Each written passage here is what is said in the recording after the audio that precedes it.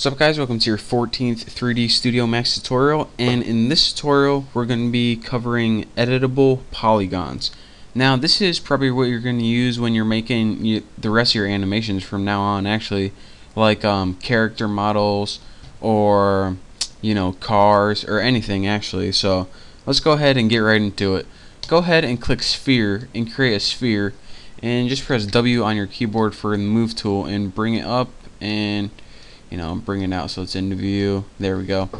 So now that we created a sphere, what we would usually do according to our last tutorials is right click it and create editable spline. But what we want to do is right click this, press convert to, and convert to editable poly. Now I can't show you this or else my screen recorder will mess up, but again I'm going to right click it, convert to editable poly.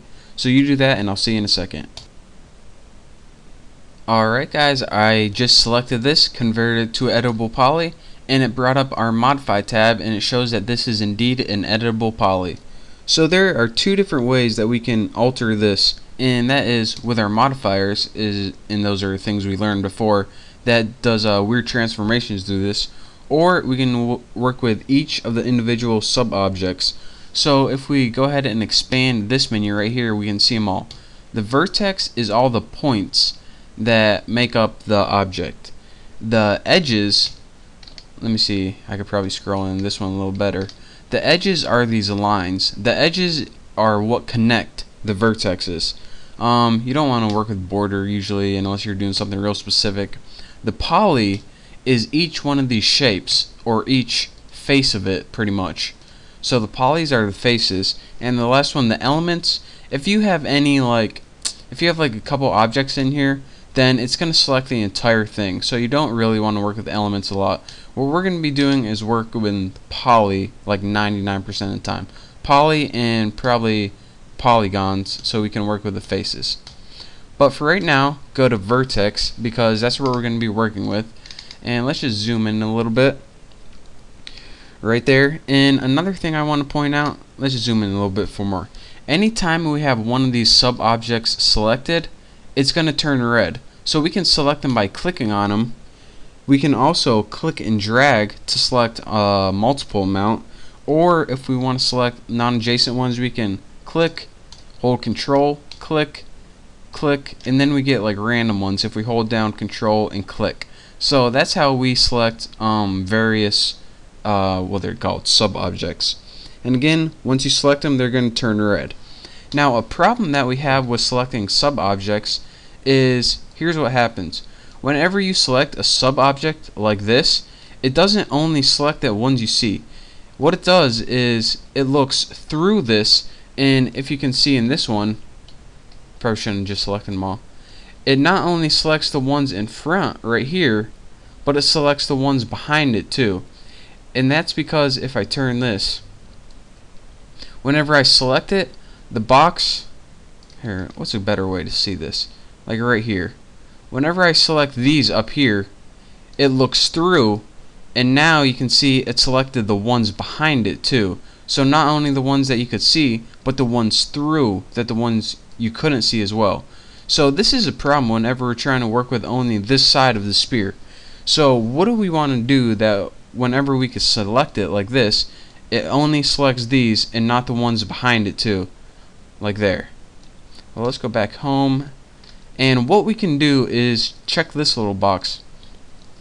Need to take a break here for a second, and this is called ignore backfacing. And what this little thing does is it only selects the ones with the normals pointing towards you, or in other words, it only selects the ones that you can see and it doesn't go through it. So now when we have that checked and we select this, look at this, the ones in the back are not checked, only the ones in front. How awesome is that?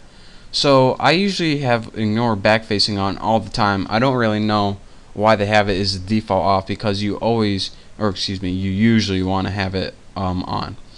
So now with those selected, let's go ahead and, well, I want to teach you guys one more thing. Another thing that you can do is grow or shrink your selection. Whenever you make a selection, like let's say we select these two vertices right here, whenever we grow, it expands our selection outward. So what's a better view for this? Let me see. Here we go. As you can see, I have 2 selected now. Then when I grow that, it has all of these selected. Then when I press grow again, it has a huge range selected right here. So I can do the opposite of that by shrinking, shrinking, shrinking, shrinking until nothing's left. So that's another way to alter your selection. But for now, let's go ahead and do something with this. I'm going to select these 2 right here, and make sure you have ignore back facing off. Press W to get your move tool and go ahead and pull them out. So now we have this little thing popping out of our sphere right there.